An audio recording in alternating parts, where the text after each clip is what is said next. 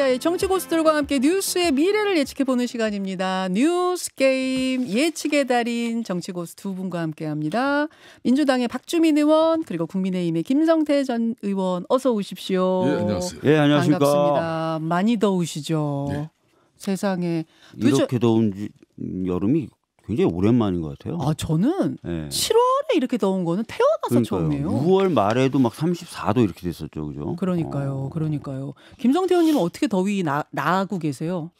저는 뭐 더위를 워낙 혹독한 데서 경험을 해가지고 어디? 과거 이제 중동 건설 현장 아, 사우디아라비아 맞아. 사우디가 이렇게 7월달 제일 더울 때는 제일 많이 올라갈 때는 한 55도까지. 아, 그렇구나. 네, 그렇기 때문에 네.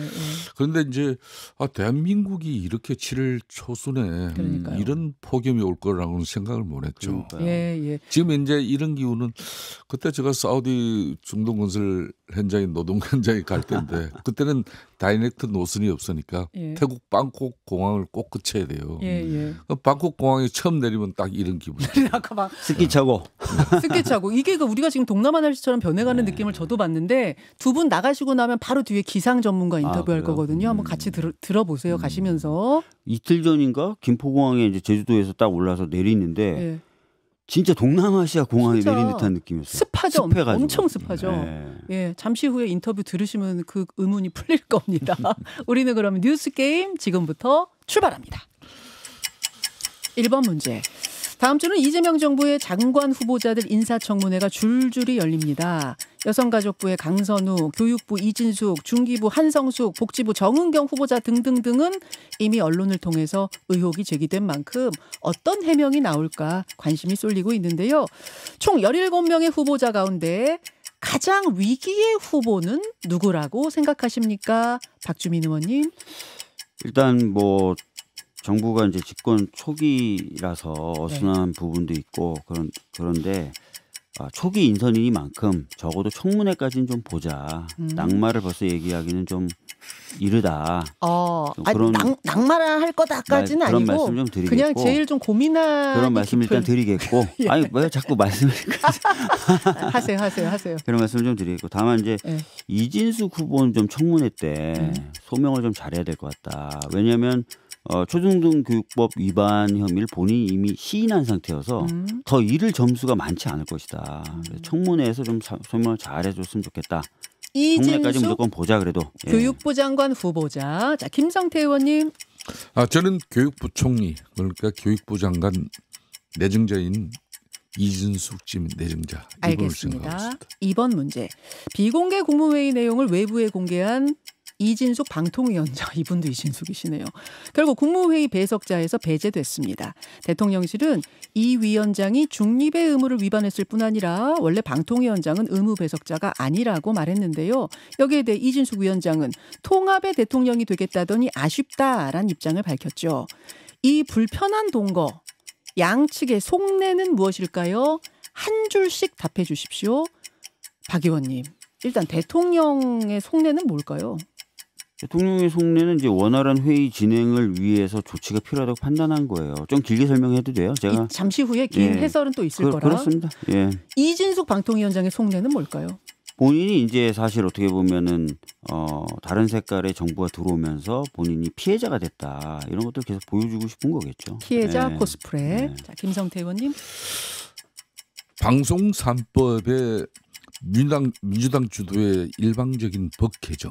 그러니까 거기에 유일하게 자신이 저항하고 또 분도할 수 있는 그 수단이 국무회의에 참석해서 이재명 대통령 앞에서 그런 식의 본인의 정치적 소신을 이제 밝힌 그런 게 아니겠나 이렇게 생각해요. 자, 잠시 후에 두 분의 해설은 듣겠습니다. 3번 문제. 국민의힘이 어제 발표된 NBS 여론조사에서 당 지지율 19%를 기록하며 처음으로 20% 밑으로 떨어졌습니다. 일각에서는 바닥을 칠 만큼 쳤다라고 평합니다만 또 한편에서는 추락하는 것에 날개가 없다고 평을 하죠. 국민의힘 지지율 과연 바닥일까요? 만약 그게 아니라면 과연 어디까지 가겠습니까? 박주민 의원님. 저는 뭐 더 떨어질 여지가 있다고 봅니다. 왜냐면은 어제 이제 뭐 당 지도부 입장으로 여러 가지 측면에 대해서 국민께 사과도 하고 쇄신을 약속하기도 했는데 이미 인적 쇄신에 대해서는 선을 그었거든요. 앞으로 계속 관련된 사람들을 통한 또는 그것과 관련된 문제 제기가 될 텐데 인적 쇄신은 없다. 그러면 지금 나왔던 사과라든지 혁신에 대한 의지를 밝힌 부분은 공허하게 되겠죠. 더 떨어질 가능성이 있습니다. 더 어느 정도까지 갈 거라고 보세요? 설마 10% 중반 정도까지는 더 떨어지지 않을까 싶어요. 약 15% 정도까지를 내외로. 바닥으로 보신다. 네. 김성태 의원님. 예, 국민의힘 정당이 설립되고 난 이후에 가장 낮은 지금 지지율을 기록하고 있습니다. 예. 저는 여기서 끝나는 게 아니라 앞으로 더 떨어진다고 보고 있습니다. 더 얼마나 저도 뭐 한 10%대 중반 이하까지도 떨어질 수 있다. 여기서 이제 실질적으로 지금 윤희숙 혁신위가 더 가감하고 결기 있는 어떤 그런 혁신안을 국민의힘 비대위와 당원들이 이걸 수용하고 이걸 국민들에게 정말 변화된 모습으로 이렇게 처절한 몸부림이 나오지 않으면 더 곤도박질 칠 수밖에 없습니다. 4번 문제. 김건희 특검이 윤 부부 공천 개입 의혹과 관련해서 윤상현 의원의 자택을 압수수색했습니다. 윤 의원뿐 아니라 양평고속도로 특혜 의혹을 받는 김선교 의원까지 특검의 수사가 전방위로 확대되면서 이제 관심은 신병 확보 여부에 쏠리고 있는데요. 국민의힘 의원들은 2023년 불체포 특권 포기 각서를 쓴 바 있죠. 그렇다면 만약 특검이 영장을 청구할 경우 윤상현 의원은 과연 불체포 특권을 포기할까요? 하면 O, 아니다 하면 X 들어주십시오. 포기할까요? 박주민 X, 김성태 O 드셨어요. 여기까지. 오늘은 해설을 정말 네 문제 다 들어봐야 되는데 시간이 어디까지 될지 모르겠네요. 우선 인사청문회 얘기부터. 다음 주 슈퍼위크. 두 분 다 이진숙 교육부 총리, 교육부 장관 후보자를 꼽아주셨는데 이거는 김성태 의원 말씀부터. 딴 사람도 아니고 제자 논문을 표제를 해가지고 자신의 그런 뭐 지위 향상을 위해서 네.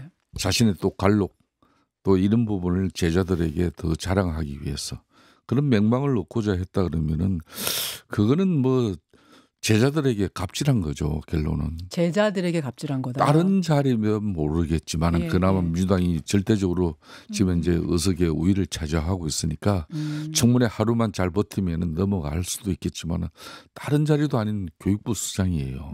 더군다나 교육부 수장은 부총리의 직함까지도 갑니다. 사회부총리. 그렇죠. 그만큼 이제 중요한 영역이에요. 그러니까 여기에는 정말 수준 높은 도덕성이 필요한 자리입니다. 네. 그렇기 때문에 저는 이진숙 내정자가 다른 거는 뭐 다른 사생활에 대해서는 대려 우리 국민의힘 후배들에게 뭐 그걸로 가지고 지난번 뭐 김민석 청문회처럼 그렇게 올인하면 안 되는 것이다. 조기 유학 그 부분은 어떻게 보세요? 중학교 때 딸을 홀로 조기 유학 보냈다는 게 또 하나의 지금 의혹. 그러니까 문제. 그런 부분도 그런 거 아닙니까? 이제 본인이 주로 이제 대학에 이제 대학도 상당히 교수 임명이 일찍 됐지 않습니까? 예. 아주 젊은 나이에. 예. 그럼 충남대학교는 국립대학교거든요. 예. 국립대학교면은 공직자의 신분입니다. 그렇다면은 자녀 유학을 보낼 때 얼마나 또 자기의 윤리적 도덕적 기준을 갖다 명확하게 하고 처신을 해야 되는지 그걸 망각하고 국립대 교수를 지금까지 하고 또 자신의 제자의 어떤 논문을 갖다가 통째로 거의 40% 이상을 갖다 뺏겨가면서 그렇게 해서 자신의 지위를 만들었다 그러면은 그건 잘못된 거예요. 이 잘못된 부분을 국민의힘은 이번 인사청문회에서 제대로 밝혀내고 그러면 이재명 지금 임명권자인 대통령께서도 깊은 고민을 할 수밖에 없는 거예요. 예, 논문 표절률 74%. 예. 이 부분하고 제자 논문을 공동 저자가 아니라 이제 본인 단독 저자로 이렇게 네. 해서 한 부분. 그리고 딸 둘을 다 조기 유학을 보냈는데 뭐 조기 유학 자체가 문제는 아닌데 중학생은 단독으로 못 보내게 돼 있는데 그러면. 단독으로 보냈다. 지금 이런 이제 위법 사항이 밝혀진 거죠, 박 의원님. 어떻게 보세요? 그러니까 제가 아까도 말씀드렸습니다. 그러니까 정부 초기이고 네. 또 인수위 없이 시작되다 보니까 굉장히 어려운 상황이고 그렇기 때문에 장관들 인선이나 이런 것들이 좀 시급하고 그것을 통해서 국정 안정을 찾아야 됩니다. 국민분들이 이 부분을 충분히 감안해 주셔야 된다고 저는 말씀을 드리겠습니다. 그래서 일단은 다 청문회까지 무조건 좀 다 보자. 예, 여러 가지 예. 의혹이 제기됐지만 이런 말씀을 좀 드리겠고 다만 이진숙 후보자의 경우에는 이제 본인 말로도 초중등교육법이죠. 조기 유학 관련된 법령 위반을 시인한 상태이기 때문에 예. 잃을 수 있는 점수 버퍼가 그렇게 다른 후보들에 비해서 많지 않은 상황입니다. 따라서 이제 청문회 때 방금 이제 김성태 의원님이 말씀하셨던 논문 표절 의혹이라든지 이런 부분 등을 포함해서 잘 해명해야 되고 더 나아가서 본인이 교육부 장관으로서 뛰어난 역량을 갖고 있다는 것도 좀 어필을 해줬으면 하는 진짜 바람이 좀 있습니다. 예. 지금 이제 말씀하시는 부분들 들으면서 강선우 의원 같은 경우는 어떻게 될 건가도 좀 궁금해졌어요. 이제 이진수 후보자는 인정을 했어요. 뭡니까? 자녀 조기 유학 이거 문제 있습니다. 이런 거 인정했는데 같이 논란이 되고 있는 강선우 의원 같은 경우에는 보좌관 갑질 의혹에 대해서 나는 그거 아니다라는 입장을 지금 취하고 있는 상태거든요. 저도 개인적으로 강선우 의원을 이렇게 좀 많이 봤어요. 예. 이렇게 많이 또 행사 때나 이런 데도 같이 또 참여도 해봤고 상당히 여성으로서 온화하고 또 합리적이고 또 상당히 부드러운 어떤 그런 이미지를 가지고 지역의 주민들도 또 대하고 그렇기 때문에 이 보좌진들에게 그런 갑질을 할 것이라는 것은 전혀 저는 상상치 못했어요. 그런데 하여튼 여당이든 야당이든 의원실에 보좌진 자주 교체하는 것은 상태가 좋지 않아요. 지금 5년 동안 46명의 보좌진을 교체했는데 뭐 교체 자체가 문제가 아니라 그러니까 지금 현직 보좌진들이 문제 제기된 게 아니지 않습니까? 예. 전직 보좌진들이 그런 부분에 대해서 입을 모아가지고 그러니까 웬만하면 자신이 모시고 있던 그 상사를 또 저렇게 더군다나 장관이 돼서 좋은 일이잖아요. 그럼 그 청문회를 앞두고 좀 어떻게 보면 전직 보좌진으로서 좀 야당의 공세에도 맞설 수 있고 맞서기보다는 대응할 수 있는 그런 슬기로움과 지혜로움을 이렇게 제공해 주는 역할을 자임할 수도 있는데 되려 이러한 한마디로 갑질이 있었고 잘못됐다 이런 이야기가 나온다는 건 대단히 안 좋은 거죠. 그런데 그걸 보좌진을 탓하시는 건 아니죠. 그럼요. 네, 이 부분을 고백한 보좌진을 탓하시는 건 아니죠. 이 보좌진들이 전직 보좌진들이 보통 민주당 의원실에 근무한 보좌진이면은 또 민주당 의원실에 누구 방에 또 노크를 할 수밖에 없어요. 자리가 나면.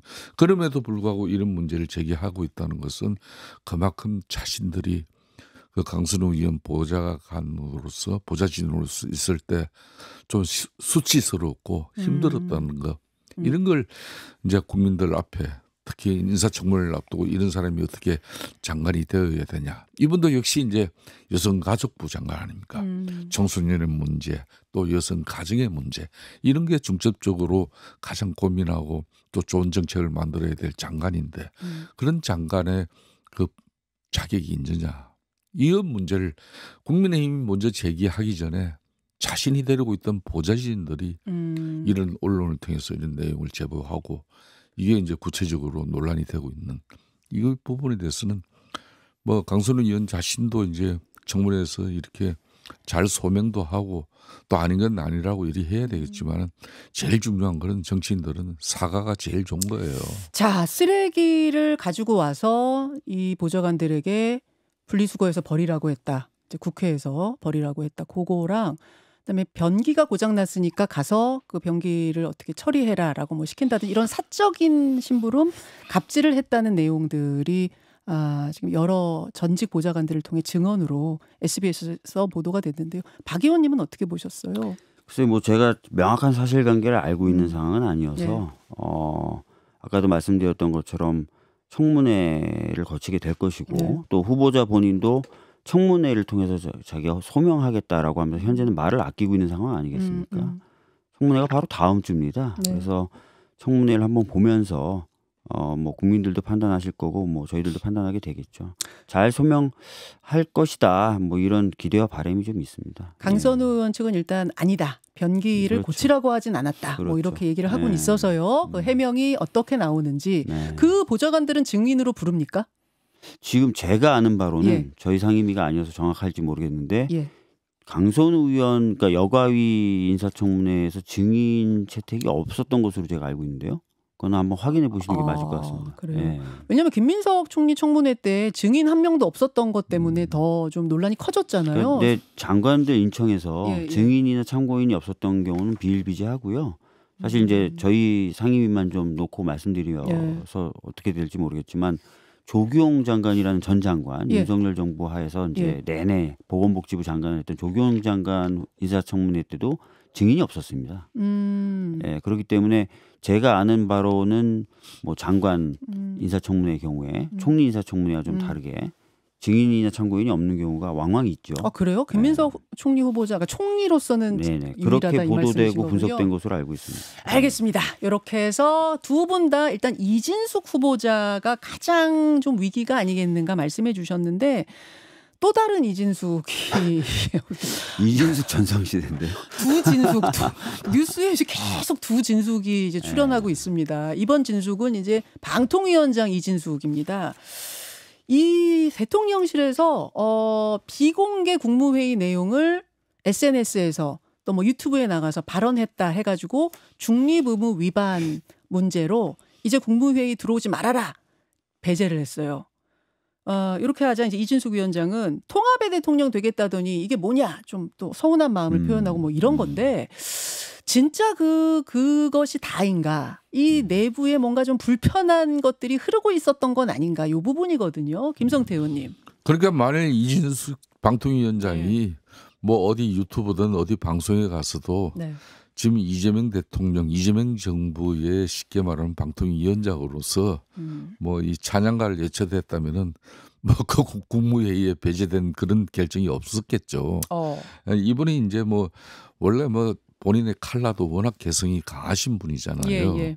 그런 측면에서 이제 본인은 방통위원장 자리라는 게 이제 방송사를 이제 총괄하는 부분인데 이번에 방송 3법 개정은 특히 방송법 개정의 상당 핵심 내용이 이사 수를 확 늘려가지고 그 이사는 주로 방송 언론 쪽에 이렇게 시민사회단체 이런 분들이 이제 참여할 수 있는 길을 만들어낸 거거든요. 즉 그렇다면은 이제 그만큼 이제 공영방송의 이런 중립성이 더 상실될 수 있다. 왜 제가 뭐 언론 방송 이런 시민단체를 정치적 색깔을 미리 더 씌우는 건 아니지만은 대체로 흔히 말하는 보수 진영의 칼라보다는 뭐 진보의 색채가 워낙 강해요. 그러다 보니까 뭐 저런 이제 입법 행위가 이루어졌다. 그런 부분에 대해서 지금 현재 자신의 친정인 국민의힘도 제대로 한 것도 한번 하지 못하고 그냥 소승무책으로 당하고 있고. 그런 위원장인 자신이 그러면 이재명 대통령 앞에서라도 나는 할 말 하겠다. 이거예요. 핵심은 방송 3법을 놓고 갈등이 벌어지는 거라고 보시는 거고 그럼 이진숙 위원장은 나는 물러날 생각이 없다. 내년 임기까지 다 채우겠다. 이거는 그럼 그다음 지방선거 출마에 대한 포석을 둔 거라고 보세요? 그러니까 이제 본인이 만일 대구시장 염두에 두고 뭐 정치적 이런 퍼포먼스를 갖다 이렇게 뭐 한마디로 탄압받고 핍박받는 그런 뭐 방통위원장으로서 그런 모습을 국민들에게 보여주기 위한 연출이다. 저는 그거는 조금 너무 섣불르다고 봐요. 왜냐하면은 자신의 임기를 이야기 안 했으면은 그렇게 연결이 돼요.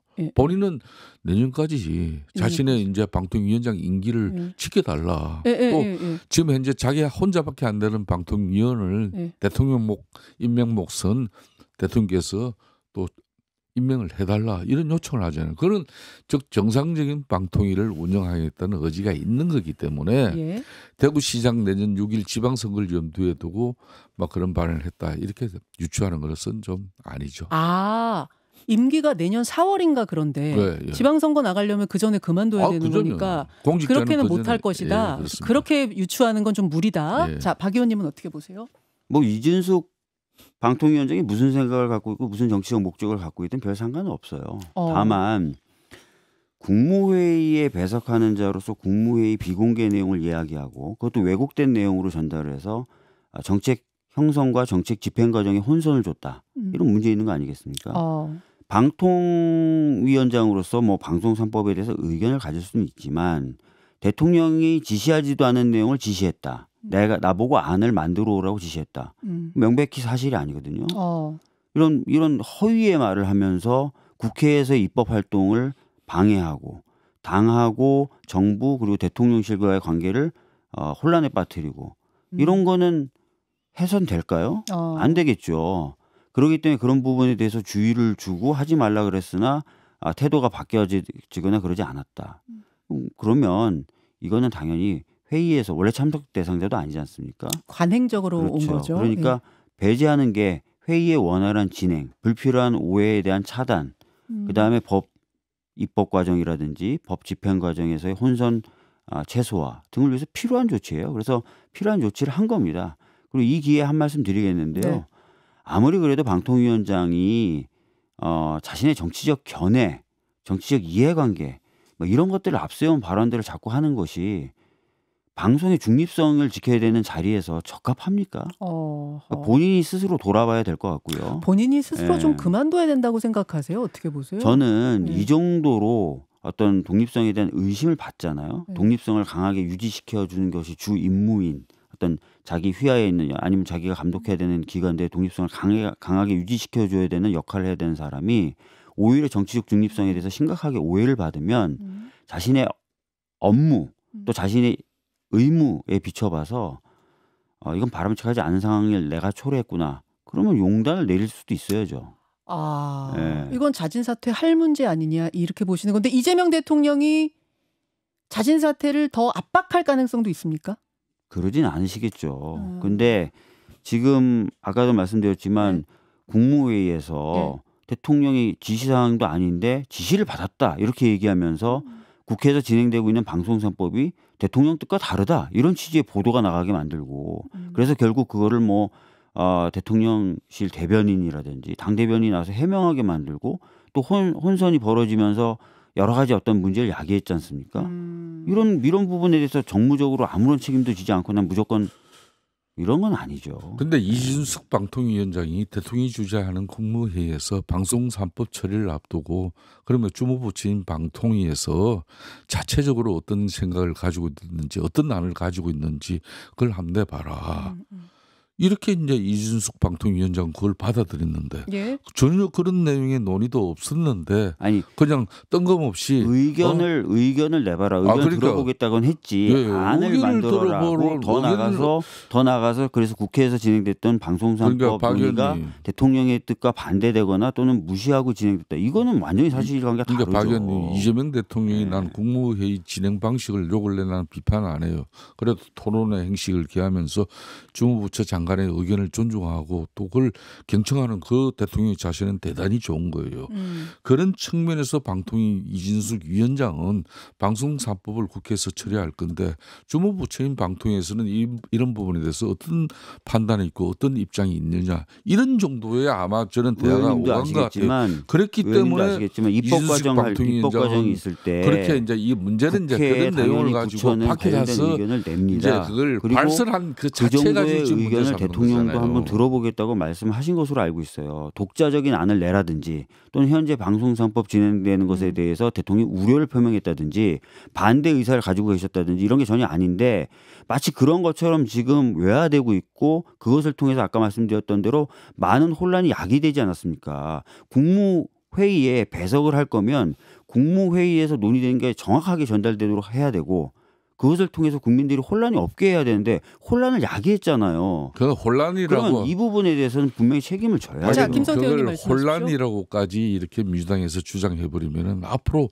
이재명 대통령이 지향하고 또 추구하는 방식이 국민들하고 지금 국사에 대해서 저 이야기를 듣고 말씀하시죠. 마무리 짓고 드리겠습니다. 발언기에. 그러니까 이제 좀 이제 가감없는 그런 부처의 수장으로서의 입장들이 많이 개진될수록 좋은 국무회의가 되잖아요.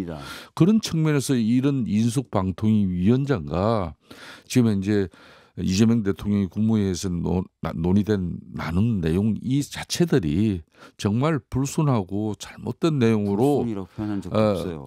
이렇게 진행되고 그걸 가지고 밖에 가서 정치적으로 뭐 문제를 야기했다 그러면 그거는 문제지만은 그 문제를 지적하는 그렇지 겁니다. 않은 거거든요. 그런 측면에서 이거는 전현희 전 이제 국민권익위원장의 그런 사례를 타산지석으로 삼으시면은 이건 별 문제도 아니에요. 그러니까 제가 지금 말씀드리는 게 국무회의 내에서 토론을 열심히 한다라든지 그 과정에서 본인의 입장과 의견을 낸다든지 심지어 대통령과 다른 생각도 얘기할 수 있죠. 그걸 반대하거나 그거를 싫어하는 대통령이 아닙니다.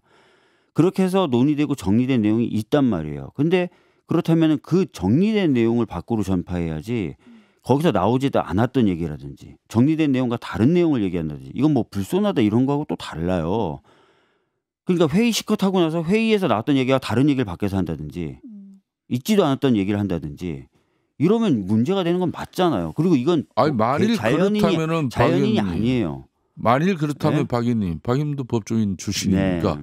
그러면 이진숙 의원에 대한 법적 문제가 벌써 지금 제기되지 않았겠습니까? 대통령실에서 그걸 놔두겠습니까? 그래서 대통령님이 그런 부분까지 가진 않고 일단 국무회의에 더 이상 참석하는 것은 곤란하겠다라고 판단하신 거죠. 자, 여기까지. 이렇게 이 사안을 바라보는 양측의 눈이 다르다는 걸 좀 확인할 수 있었고 가장 뜨겁게 이 문제로 좀 두 분이 격론을 벌이셨어요. 여러분 어떻게 생각하십니까? 이진숙 위원장의 임기는 제가 아까 4월이라고 말씀드렸는데 8월이네요. 네. 많이 남았네요. 많이 남았어요. 내년 8월까지가 임기다. 이렇게 지금 나는 지키겠다 그 임기를 이렇게 밝히고 있는 상황. 과연 이 불편한 동거가 언제까지 이어질 것인가. 여기가 관전 포인트 같습니다. 뒤에 국민의힘 얘기해야 됐는데 국민의힘 얘기할 시간이 없네요. 여기서 일단 인사드려야겠습니다. 두 분 수고하셨습니다. 네, 고맙습니다. 김현정의 뉴스쇼는 시청자 여러분의 참여를 기다립니다. 구독과 좋아요, 댓글 잊지 않으셨죠? 알림 설정을 해두시면 평일 아침 7시 10분 실시간 라이브도 참여하실 수 있습니다.